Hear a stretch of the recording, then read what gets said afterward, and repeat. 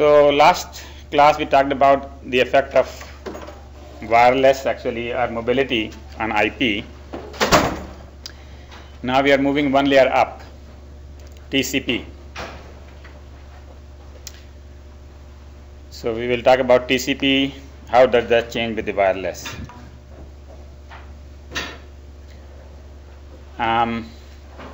So before we talk about the wireless, we will talk about TCP, just to review how does TCP work. And the main thing to talk about TCP is the congestion mechanism. Some of you might remember the slow start, but if not, we will just go over that one more time today. Then before that, since we have done quite a bit of work, I have done particularly quite a bit of work on congestion control. This is my chance to talk about our research on congestion control before wireless and after wireless. And then we talk about and the different solutions on the wireless and satellite networks, which are also part of the wireless. So the whole area of congestion control actually was not known when approximately the time when I got my PhD. So I was hired at Digital, and Digital Equipment Corporation was at that time working on a new network called Ethernet.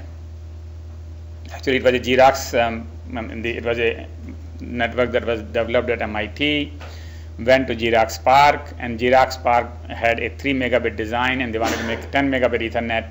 So they came to Digital and said, why don't we start a fresh design on 10 megabit Ethernet. Actually, they came to, why don't we standardize 3 megabit, and Digital said, no, 3 megabit will not sell, we need to make a 10 megabit. And so we designed 10 megabit Ethernet from scratch. Actually, so my group, I was the group that I was part of. Actually, I was not having a group myself. I was just starting PhD graduate.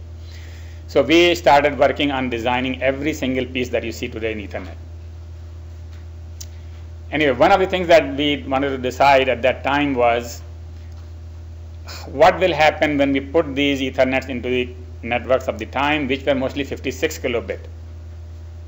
Most of the lines in those days used to be 56 kilobit. Boy, this is new.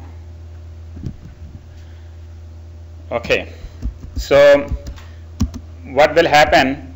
And so we put together in the lab a network with some 3 networks actually, as shown here.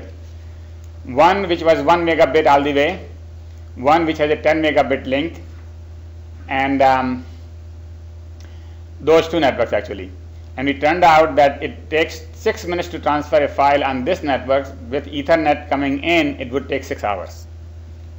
So that was just opposite of what we would have thought. If you put a high speed link, then time should go down, if anything, if not go up. So it went up by a significant amount. And that basically brought us to think about what the problem is. In those days, basically our understanding of the networking was not as good as we have today. This is 1980s, 82, 83 time frame. So that is about 27 years ago. And one of the things that we understood was that if you lose a packet, all you do is retransmit the packet. If you lose 2 packets, all you do is retransmit the 2 packets. If you lose 100 packets, all you do is retransmit 100 packets. And we realized basically as part of this experiment that we started is that really that is not what you should be doing.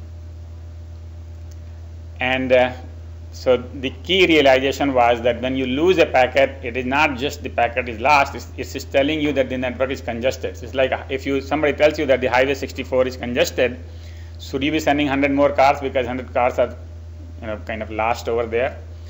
If 200 cars are sent, you're not going to send 200 more cars into that one.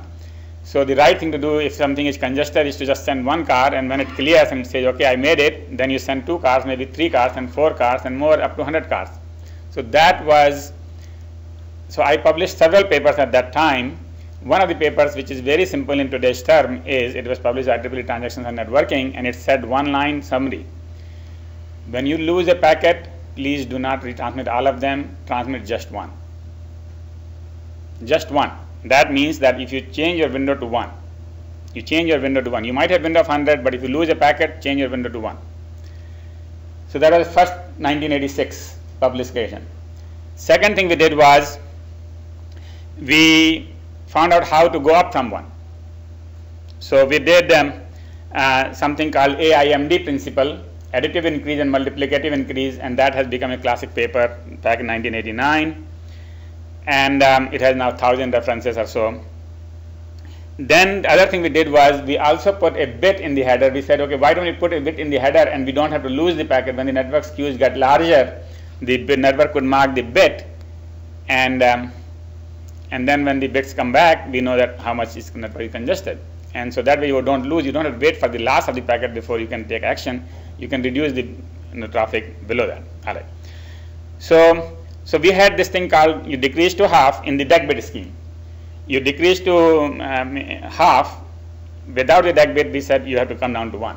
If you have timeout, you have to come down to 1, and then you go up, multiplicatively, as we said here.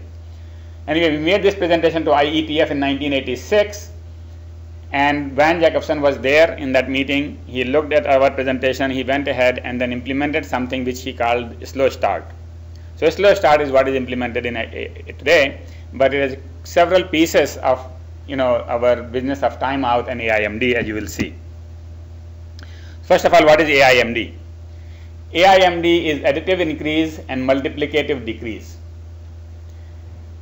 And the idea is that if you have a window, if somebody has a window of W1 and another user has a window of W2, and the network capacity is some amount, let's say so capacity is C, then when W1 is equal to W2, W1 plus W2 equal to C, that is the network capacity line. So this is the line which is W1 plus W2 equal to C.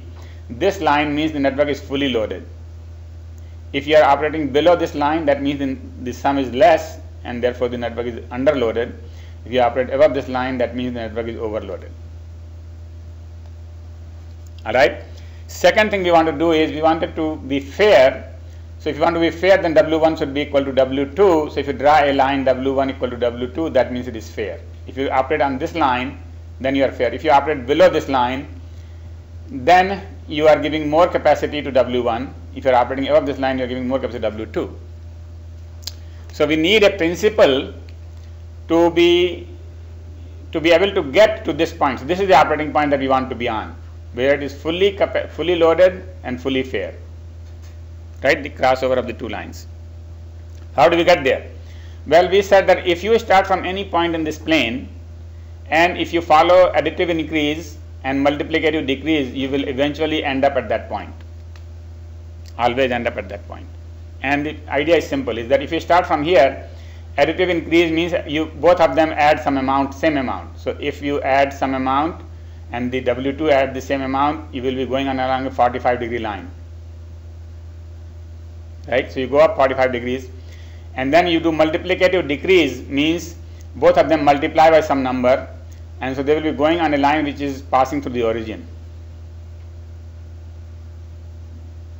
Right? If you keep doing this, you go 45 degrees and then go through a line which passes through the origin, go 45 degrees, you will eventually end up at that point. Alright, so this is a big discovery at that time. And so the rule is that you always increase by a fixed amount when you want to go up. You always decrease by a factor when you want to go down. Make sense? Additive increase, multiplicative decrease. Okay. So AIMD. So now slow start. Now slow start, what it does is it basically implements some of these ideas in TCP. And the good thing about slow start is that while we were writing papers, this was implemented in TCP. So when you download TCP code from some place, this is already built in. So this was already ready to use. So that's the power of ready to use code. And so anyway, so the way it works is that the sender keeps a window called congestion window. Alright, so the receiver gives the way TCP works is the receiver says, please send me 5 packets. So that is the window of 5. but the receiver doesn't send, sender doesn't send 5 packets. It keeps another window called congestion window, and if that window is 4, it will just send 4 packets. It will send the minimum of what is allowed by the receiver and what the congestion in the network says. So the CWND is changed up and down depending upon the congestion in the network. And it is counted in integer numbers in the number of segments. A segment is a TCP PDU, as we call it. A segment is MSS. See, the thing is, we use the word MSS is the maximum segment size. So that is the TCP maximum packet size, right? So 512 bytes is generally the number. So using that number, you count how much window they have allowed, because the TCP window is, by the way, in bytes. So the receiver does not say that you send me 5 packets. It says, please send me 1500 bytes, right?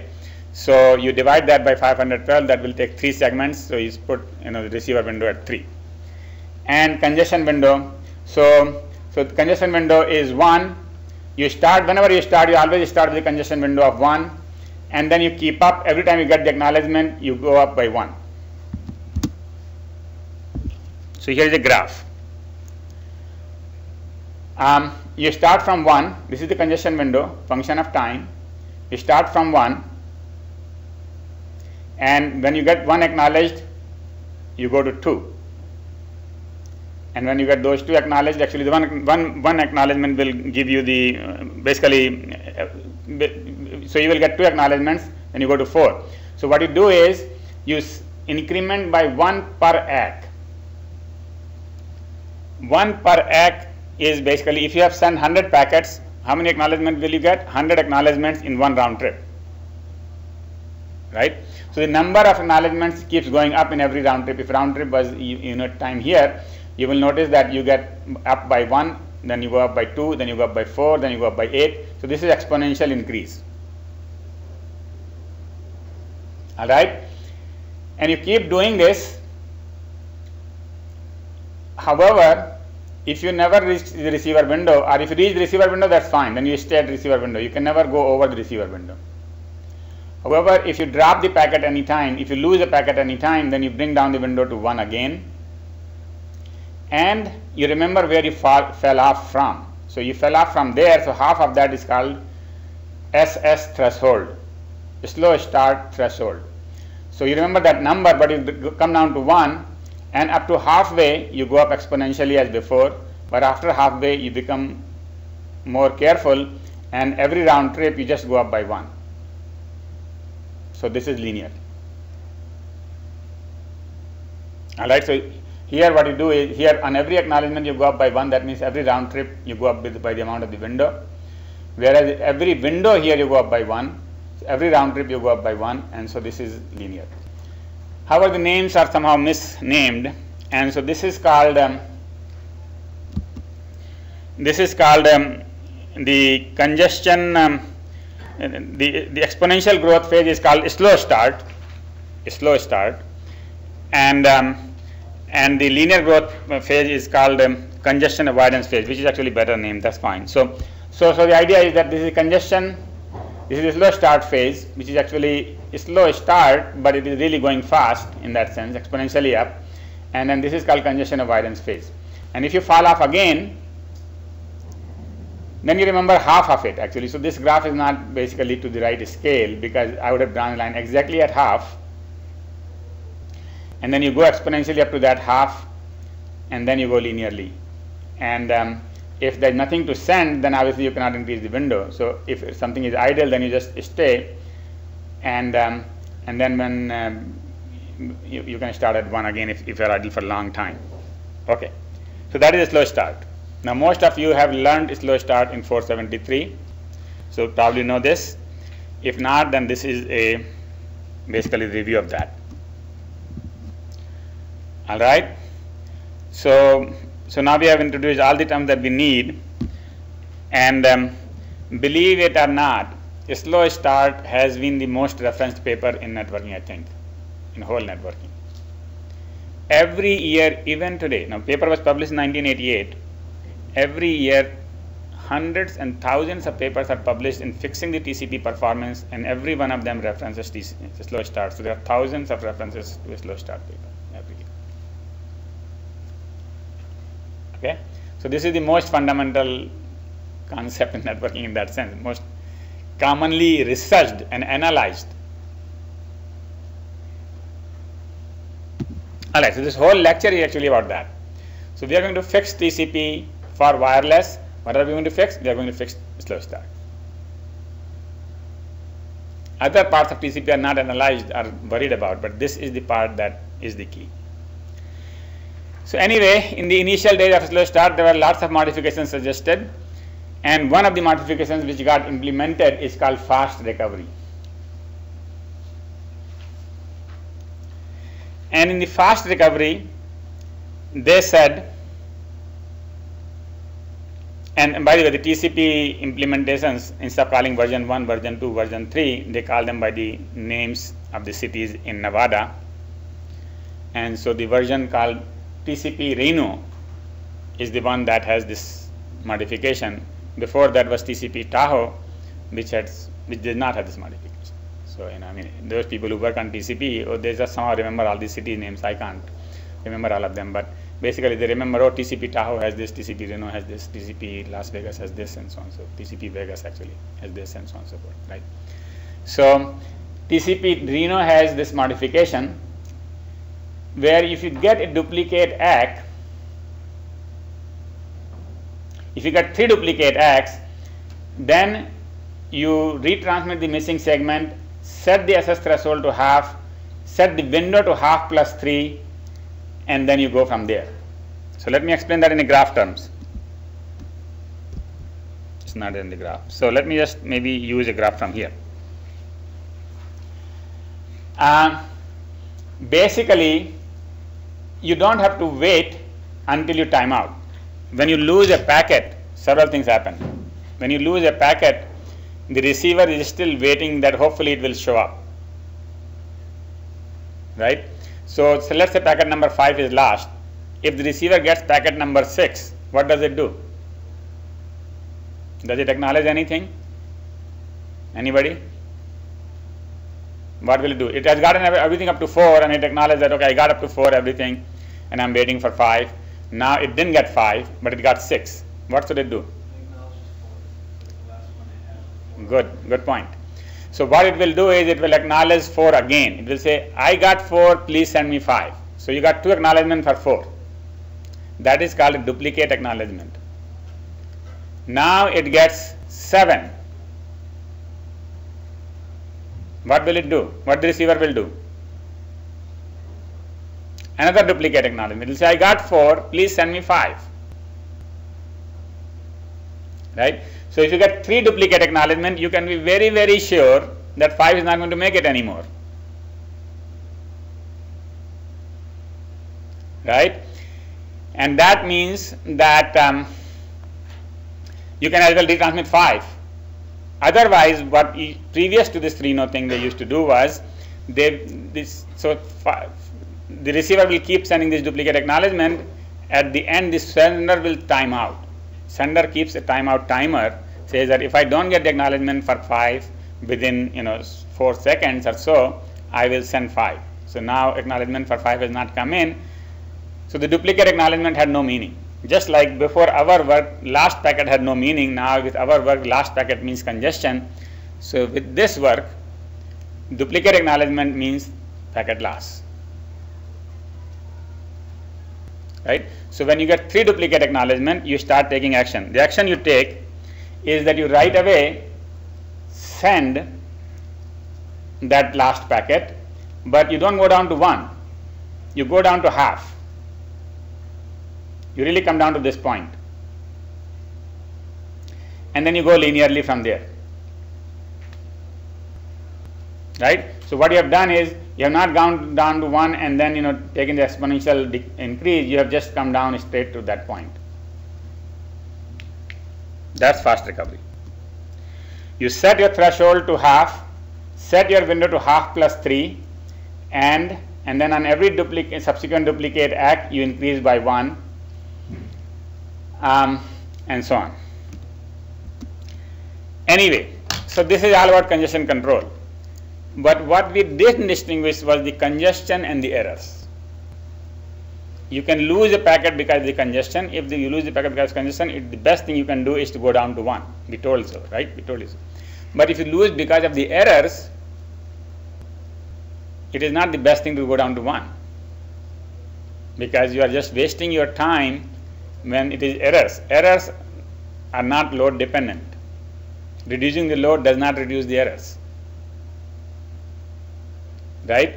And so if you lose a packet because of errors, then you should not change your load. And so that is what is happening in wireless. In wireless, most of the packets lost are not because of congestion. It is mostly because of the errors. All right. So if you have a wireless link where you are losing packets, two things you have to do. First of all, find out whether it is error or congestion. And if it is error, do nothing. Just retransmit the packet. If it is congestion, then do one of these slow start things. Right? Now the problem is we cannot do either one because the source is far away from the wireless link. The source could be in Germany, the wireless link is in Washu. Right? The packet is coming on the wired link all the way up to Washu access point, and then it is coming wireless here and it is getting lost. So how does the source know that it's an error or congestion? Right? Source doesn't even know wireless part at all. Now the destination probably is close to wireless most often. Our source could be on the wireless link too. For example, I could be sending wireless, then the last hop is generally wireless. Sometimes middle hops could be wireless, but generally they are the last hops. So there are some networking technologies such as CDMA. In CDMA, yes. In CDMA, code division multiple access, if there is an overload, then that causes more errors. But in most other cases, the errors and the load have no relationship. Okay? So now, first of all, you have to know whether it is CDMA or not, whether it is wireless or not, whether it is CDMA or not, and then whether we should redo anything. So these are the things that have resulted in a lot of research and a lot of papers. So we will talk about 5 categories and then finally our work on the wireless network. So obviously we continue on the wireless also. So first, so each of these is a category in the sense that there are books, full books on this topic called TCP over wireless. All right, and there are hundreds of papers which are published every year. Again, this is a very rich topic, very easy to publish. So what I'm going to do is, actually in one version of the class we followed this book which is referred at the end of this chapter, which is on the reserve here now, but there is a whole chapter and 60-70 different techniques it describes. And we could talk about all those 60 techniques, but that gets people to sleep. So what I have done for this particular time is that I have just put one example of each of the 5 techniques. So I will talk about one of the examples of each of these 5. So for example, link layer mechanisms. Actually, this is the whole category. So here we are not going to do anything at the TCP level. We are just going to do at the link level, which is wireless. So on the wireless, we can do very simple thing. First of all, we can introduce forward error correction, FEC. With FEC, we can take care of the errors right there. Most of the errors will be taken care of by forward error correction. Right? So the packet will be delivered, it will be acknowledged on the TCP, and they will not know the difference between wired and wireless. So that is the first thing. Second thing we could do is at the link level do the retransmission, ARQ. So for example, on the wired links we don't do any retransmissions. On Ethernet, when you lose a packet, Ethernet doesn't do any retransmission, it doesn't even have an acknowledgement. Right? It doesn't even have FEC.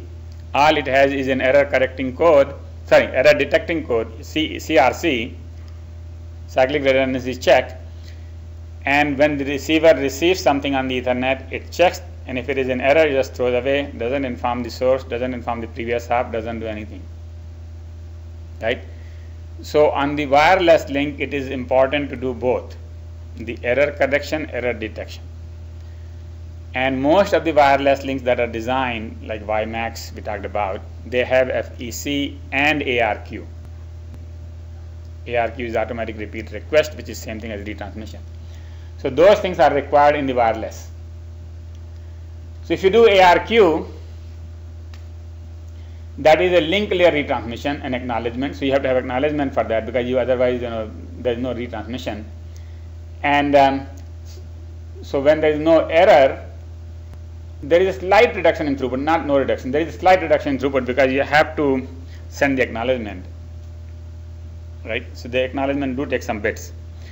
Reduced throughput, increased delay at the link layer, but it does reduce. Yeah, right. If there is no errors, then obviously you are not going to do any extra work. Basically, there is no retransmission, but you do have the acknowledgement. If because of that, may cause congestion, and so those acknowledgements may cause congestion. May increase variance of round trip time, and now because if some packet is lost, it has to be retransmitted. The link delay is not fixed anymore; it varies. And that variation may increase the round trip delay of the TCP. By the way, TCP, the way it does the round trip timing is it has the mean, it measures the mean and measures the variance, and uses the sum of the mean and standard deviation, some multiple of standard deviation.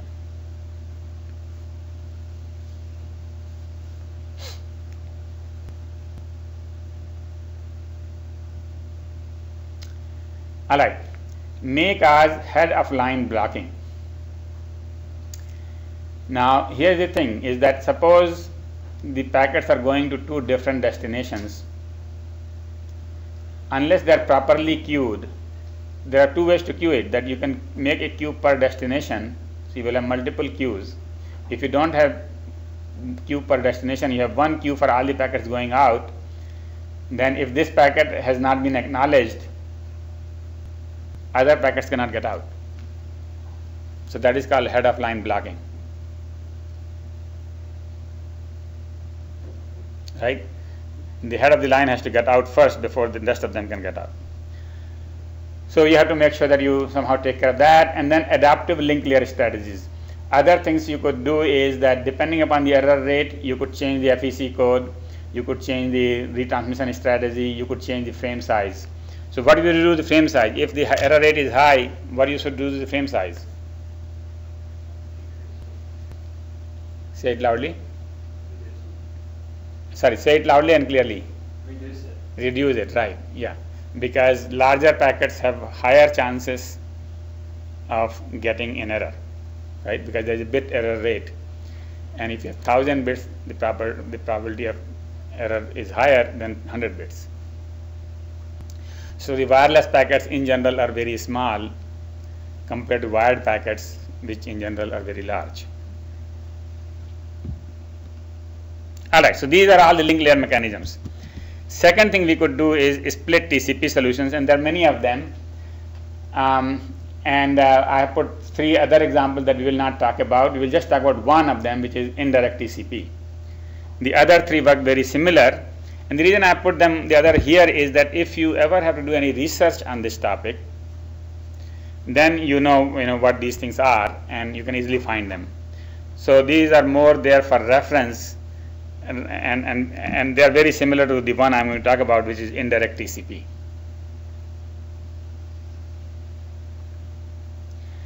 And indirect TCP is a member of a class called split TCP. So what you do is you split the TCP into 2 loops.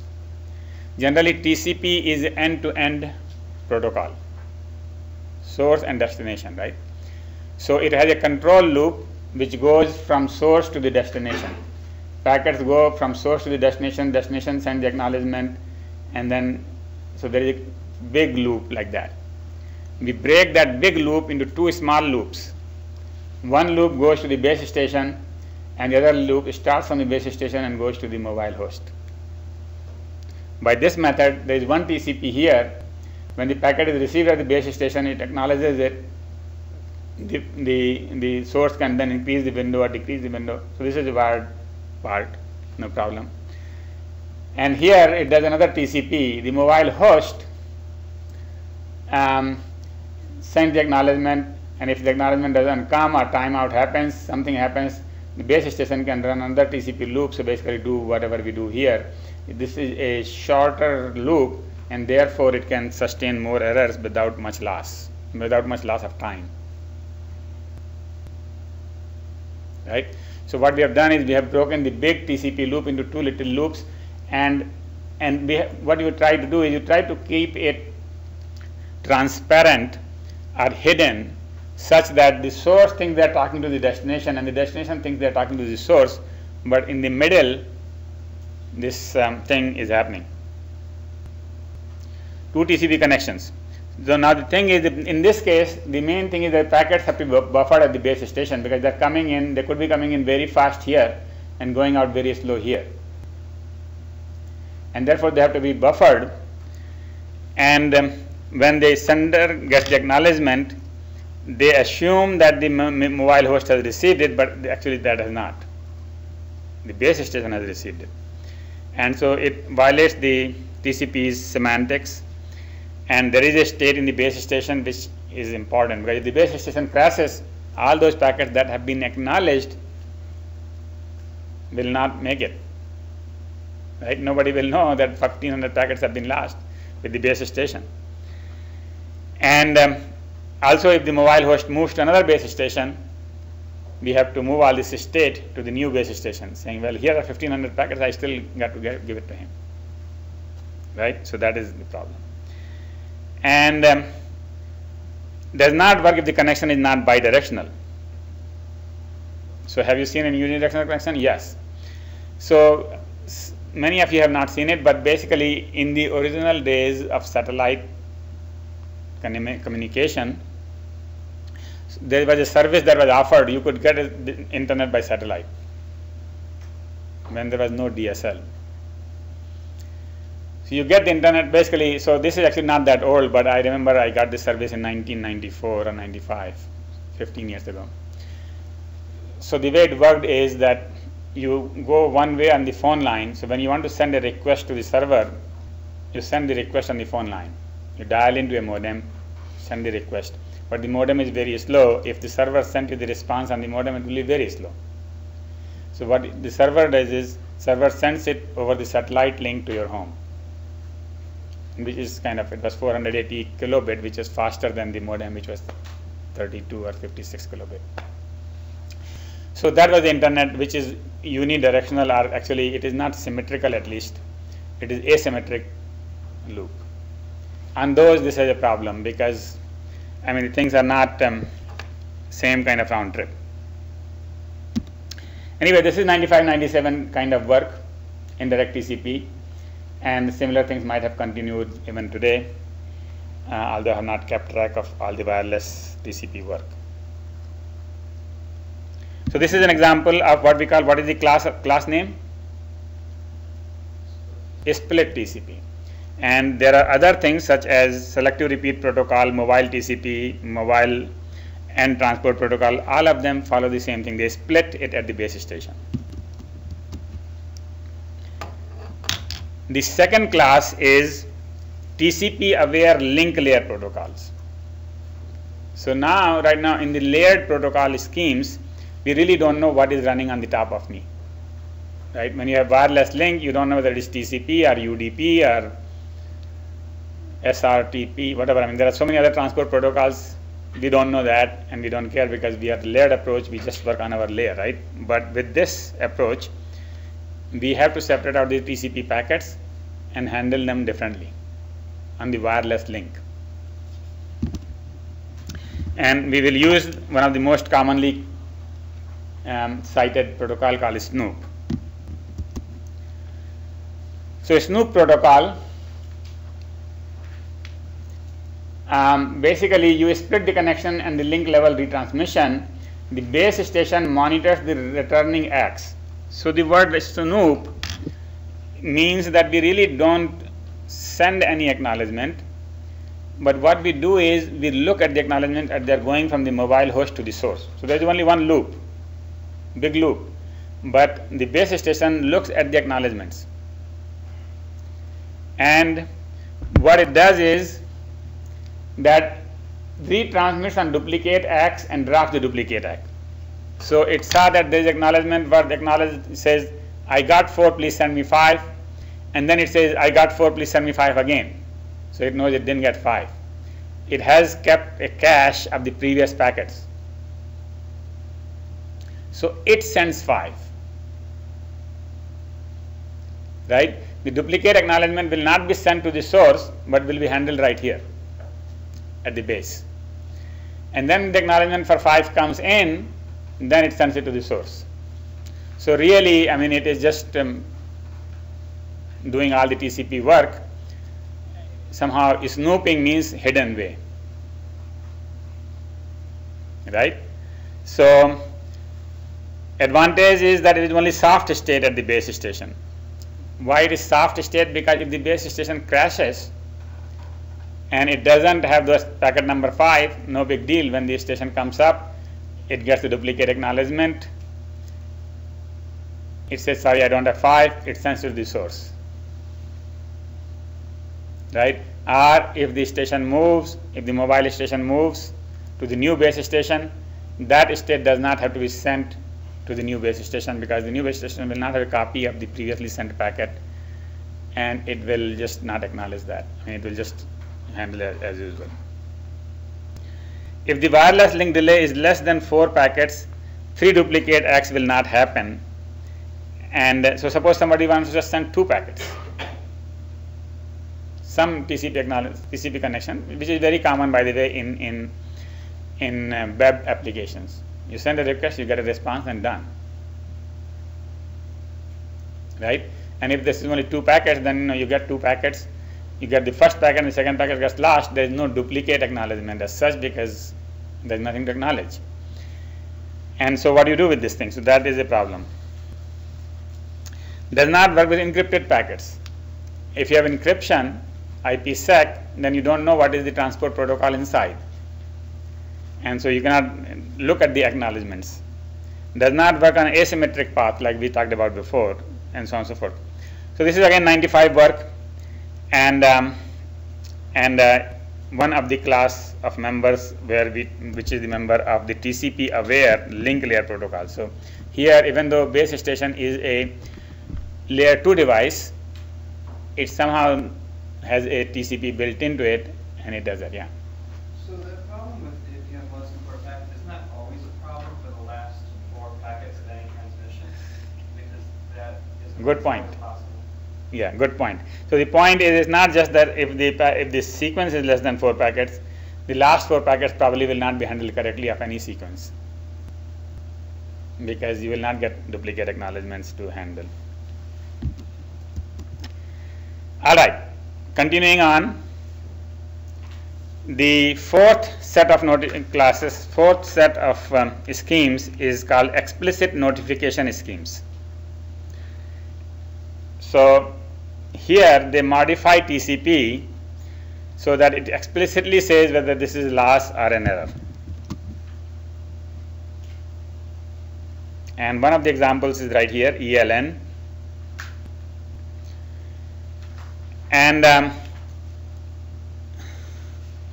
And this works if the mobile host is the source and it is on the wireless link, first half.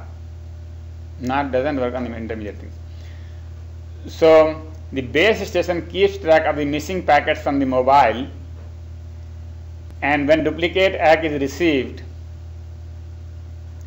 BS sets the ELN bit in the duplicate acknowledgement, explicit loss notification. So it kind of remembers that when mobile receives the duplicate with ELN bit set, it does not back off, simply retransmits.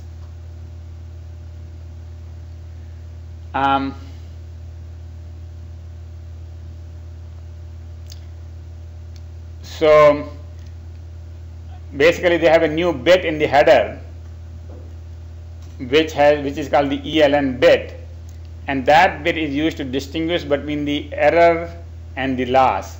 the loss happens in the rest of the network. The errors happen in the first part of the network, and the first part of the network is taken care of by link level retransmissions.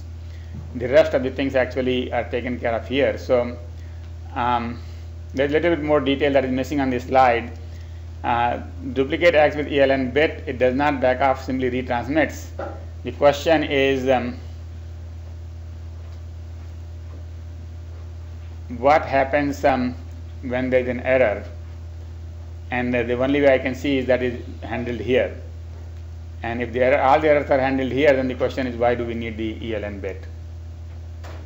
But anyway, the idea is that there is an extra bit which is used to indicate if that bit is 0 in the duplicate ACK, that means it is an error, loss due to error, and if it is 1, that means it is loss due to congestion. And it is assumed that the rest of the network is not wireless, and therefore any loss here in this part is congestion.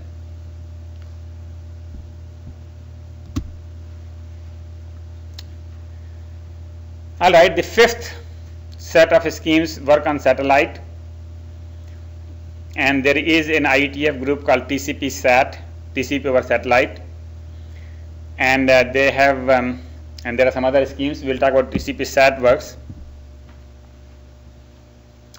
So what TCP SAT has done is they have set out some RFCs, 2488 and 2760, and all they do is they recommend what features you should use when using TCP over satellites.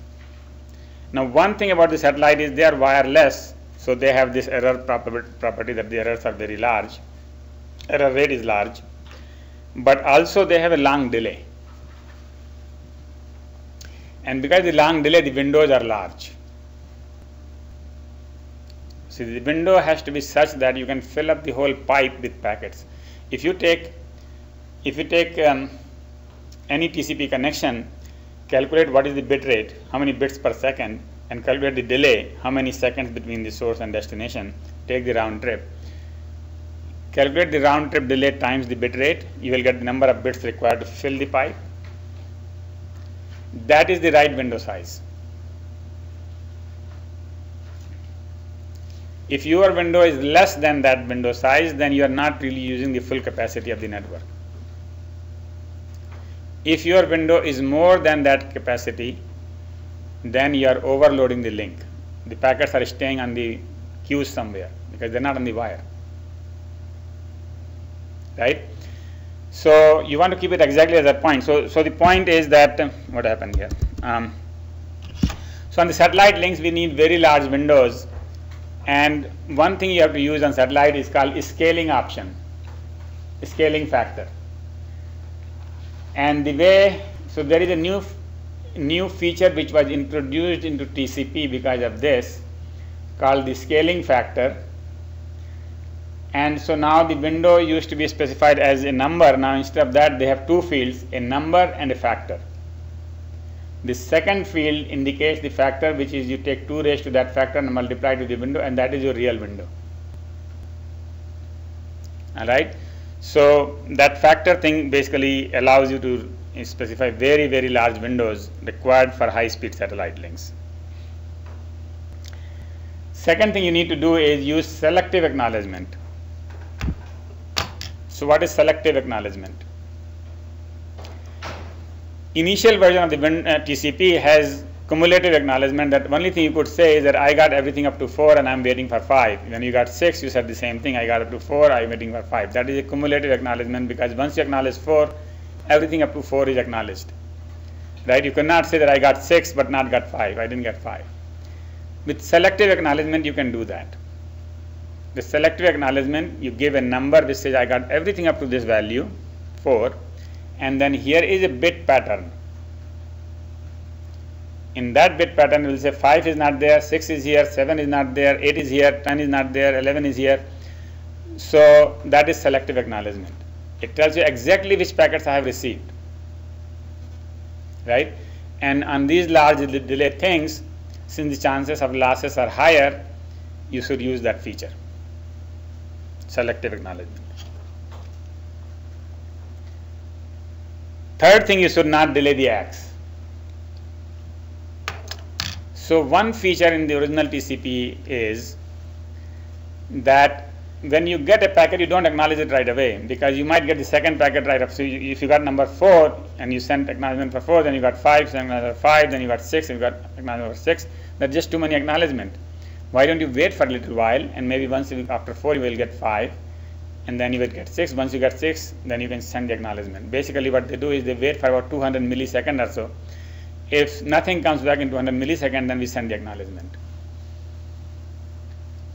And if we got 100 packets in 200 milliseconds, we just send one acknowledgement for 100 packets.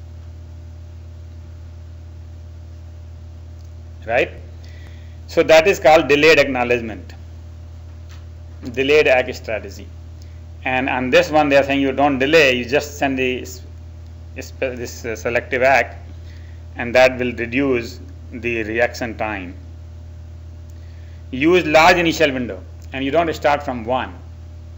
Because if you need to get to satellite networks, might need a window size of, let's say, 15,000 MSS, 15,000 segments, and you start from 1, you go to 2, go to 4. You know, it will take 32 round trips before you get there. You know, or some large number of round trips, and each round trip is large, by the way. Each round trip is a quarter of a second to half of a second, kind of thing, right? So it's a long round trip. So you really don't want to start from 1. You want to start from, this is where that rule drop to 1 fails. That is a general rule, and we invented that rule by doing lots of measurements and simulations, but not on the satellite links. It was mostly on the ground links. So on the satellite links, you don't want to go to 1. Use larger initial window, and they suggest 4 kilobyte, which is like 8 MSS. Actually, your MSS could be 4 kilobyte itself. Then byte counting. So somebody suggested, actually, this is just a suggestion, that increase the window by the number of bytes ACKed rather than 1 MSS. So some people did this whole slow start 2 ways. One is by using this MSS, which is what Van Jacobson had originally proposed, that you go up by segments. But somebody said, no, don't do calculation in segments, just do it in bytes. See how many bytes have been acknowledged, how many bytes you have sent, how many you have received, and all that. So, and in their simulation, that one was better. Byte counting was better than segment counting. And reduce the burst from the sender, and don't send everything in once. You know, send one packet, wait, send the second packet. If you have to send 1800 packets in one round trip, then just space them over one round trip. So shaped traffic is better than bursty traffic, which is true even on the wired networks. So anyway, so these are some of the common strategies we use on the satellites. Any question about these?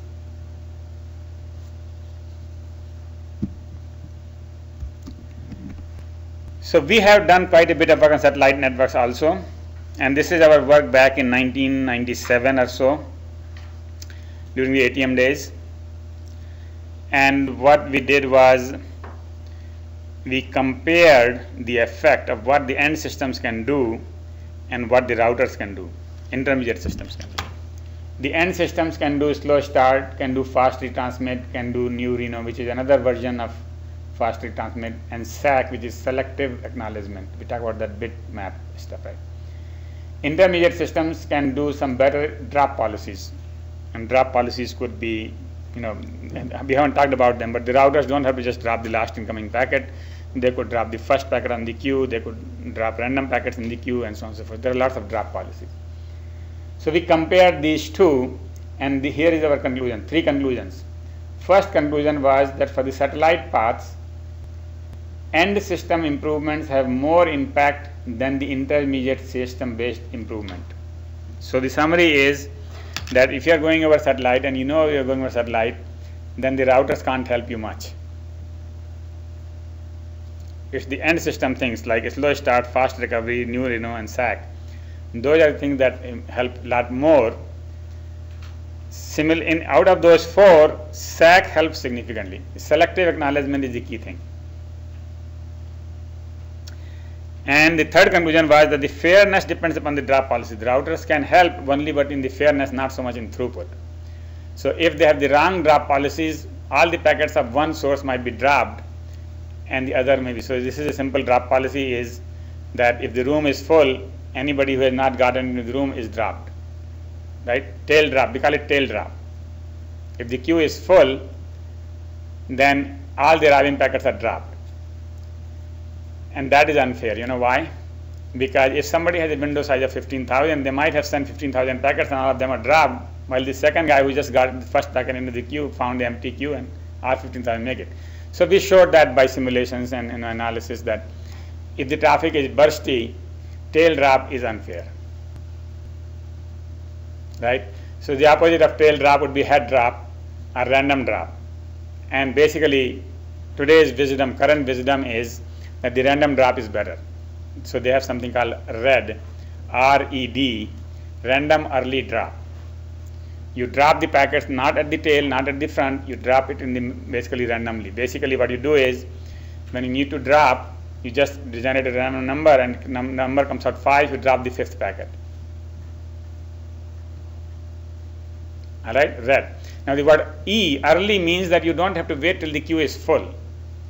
When your queue is half full, even then you draw a random number, although the random number will be drawn with much less probability. But by the way, the random number could come out, don't drop anybody. So the random number could be 0 and say, sorry, don't drop anybody, and then you just don't drop anybody. But so early drop means that when the queue is not full, even then you start dropping as the queue getting full. And as the queue gets more and more full, your probability of drop gets higher and higher. When the queue is full, obviously you have to drop somebody, right? So that's the current wisdom. So our conclusion was, and this was a NASA funded study, and basically NASA is dealing with satellites, so they funded our research. And so the summary is that really the end systems policies that count for satellites. Then we continued some more stuff on wireless, and this slide and the next one I think are on what we came up with. First of all, we didn't like any of the things that did anything special at the base station in some sense, because base stations are not supposed to know TCP, right? So we must maintain the TCP end-to-end semantics, and that means that when you get an acknowledgement, you can be assured that it was received by the final destination and not by the base station. So that was one of the principles we set down. Second thing is, modifications should be local, and if there is something wireless specific, only 2 people know about the wireless specific, and that is the base station and the mobile station. Must apply to two-way traffic, and the mobile host can be both a sender or receiver. There were lots of policies that only worked when the mobile host is a sender. There were some that only worked when the mobile host is a receiver, and some did not work at all if the wireless link was in the middle. So the mobile host is not a sender or receiver. The mobile host, the link was in the middle, the wireless link was in the middle, didn't work. The wireless link can be in the end or the middle, and so on and so forth. So we published a paper in 2003, and we introduced a new concept called congestion coherence. And the congestion coherence is an extension of our explicit bit scheme. By the way, explicit bit scheme is called ECN, explicit congestion notification, which is currently on the internet. Every packet that you send on the internet, if ECN is implemented, which is an RFC, if it is implemented, then every packet will have 2 bits for ECN, explicit congestion notification. And those bits are set by the routers along the way when they get congested. Instead of dropping the packet, when they start getting congested, instead of dropping the packet, they start setting those bits. Actually, one of the bits is set by the routers. The other is not set by the router. Other is just used by the end system to send it back to the source. So there are 2 bits. So we said that when you get those bits, and our previous to this work was, our summary was that you count the number of bits. If the bits more than 50% are set, that means the network is congested and you reduce the load. If less than 50% are set, that means the network is not congested, you increase the load. Alright, so our threshold was 50%. But with this work, we came to the conclusion that it's not just the percentage of packets, you look at the sequence of bits. If you see set, set, set, and then one is, you lost a packet, and then you have set. That means that packet was lost because of congestion. Everything else was telling you that they are congested, and you still sent it, so the packet got lost. On the other hand, if all the bits are clear, and suddenly you lost a packet, and then bits are clear, that tells you what? Huh? It was not congested, it was error. Right? So you don't need explicit last notification bit, it is already there. In the sense that you look at the bit sequence, if all the bits are, this is called congestion coherence. Coherence means, is it something that is happening all the time? If network is congested and you lose a packet, then it is congestion loss. If the bits are clear and you lose a packet, that means it is an error loss. So we designed a whole scheme, and the whole details are there, which actually indicate the whole receiver policy, what we have to implement in the receiver, what you have to implement in the sender. And we'll go through that a little bit here. The link layer acts and retransmissions are at wireless nodes. So out of order packets received, when you receive an out of order packet, when the receiver receives an out of order packet, it checks the ECN bits. So who is the receiver? So basically the end system, mobile node, is the receiver, and it gets an out of order packet. What is out of order packet? Is that if you got 1, 2, 3, 4, then get 5, and you got 6, 6 is out of order.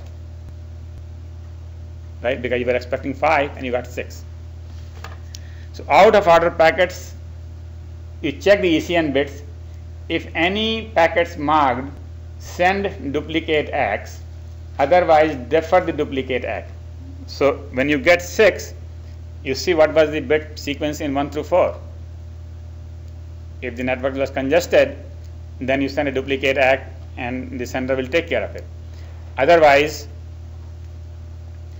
defer the duplicate X. So defer defer the duplicate X. Defer means you put it on the queue but wait. You're not going to send it right away.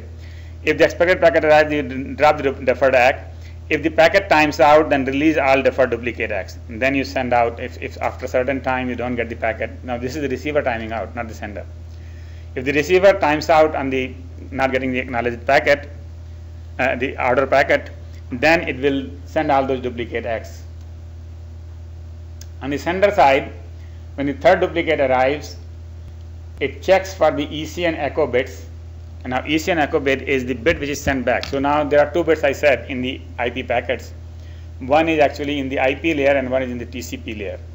In the IP layer, the router set the bit as the packet goes to the destination, and in the destination counts the number of bits, and then if it is more than 50%, it sets the echo bit, which goes in the transport layer, TCP layer, to the source. The source knows that at the destination more than 50% were set. So that is called ECN echo bit. So the mobile host checks the ECN echo bits. This is at the source, right? Checks at the ECN echo bits. If any of the duplicate X carry the ECN echo, then it retransmits the last packet, reduces the window. Otherwise, TCP defers the retransmission.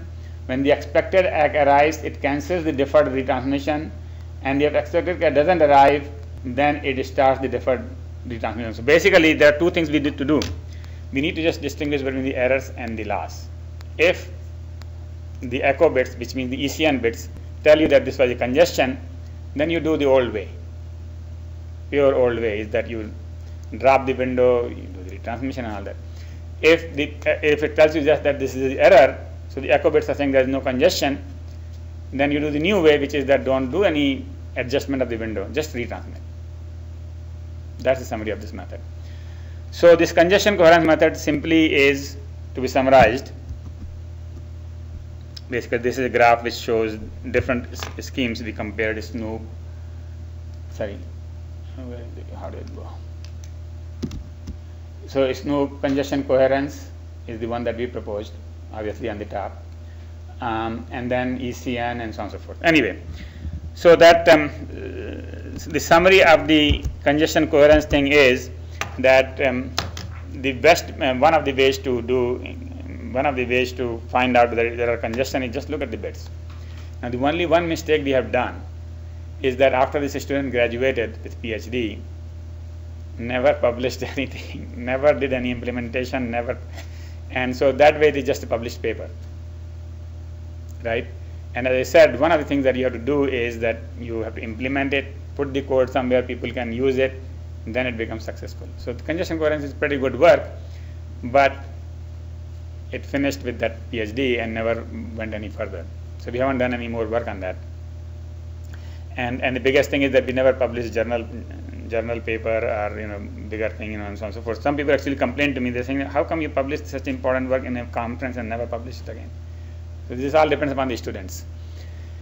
And so that's my only regret about that work. But anyway, so that is our last work on wireless TCP. We haven't done anything since then. So here is a summary of TCP over wireless.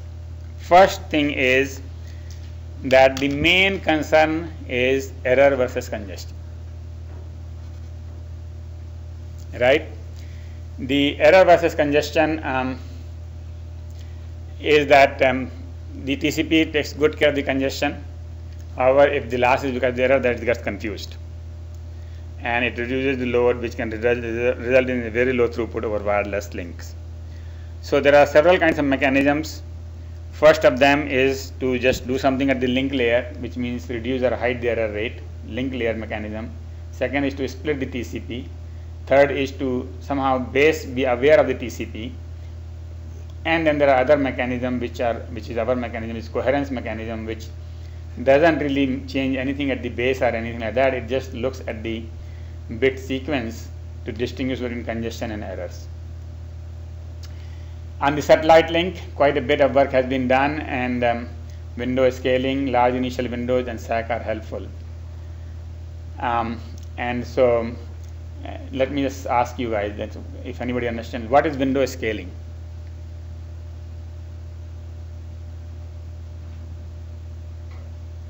Anybody remembers what is window scaling? By a factor. So there was, in addition to the window field in the TCP, we have a factor field which indicates that the window is actually window times 2 raised to that factor. If that factor is, let's say, 10, then a window might be 2, but really the window is 2 times raised to 10, like that. So that is scaling factor. Large initial windows. So instead of starting at 512 bytes or 1 MSS, you start with a large MSS or large number of MSS. And the SAC. What is SAC? Selective acknowledgement, which means that you acknowledge the cumulative part plus a bitmap. Right? So that's the summary. All right. Homework 20. A TCP entity opens a connection and uses slow start. Approximately how many round trips are required before TCP can send n segments? Alright, so you need a formula for n segments. So the way you do it is that write down what the CWND and the total segment will be after 1 round trip, after 2 round trips. So after 1 round trip, CWND, first round trip will be 1, right? When you start 0 round trip, congestion window is 1. After 1 round trip, you get 1 acknowledgement what the congestion window will be, right? 2, and so on. So we keep writing it. So then you write the formula for n. Now n is the total number of packets. So then you have to sum up all those things and see what the formula would be. All right. Actually, this basically requires your knowing slow start very well. And if you would have taken 473 last year, you would probably have done this exercise as well there. In terms of Wikipedia articles, these are the ones I found: explicit congestion notification, fast TCP, network congestion avoidance, slow start, space communication protocol, and so on and so forth. You can read them. I have our papers referred here on congestion coherence. Nitin Vaidya has a very good tutorial on TCP for wireless. It talks about 291 slides. Basically, it talks about all those multiple schemes that we skipped here. There is a paper by this, as shown here, and then there is a book which was the textbook at some point, but we are not using it as textbook. It's in the library, and the whole chapter 9 is on TCP. Okay, any questions?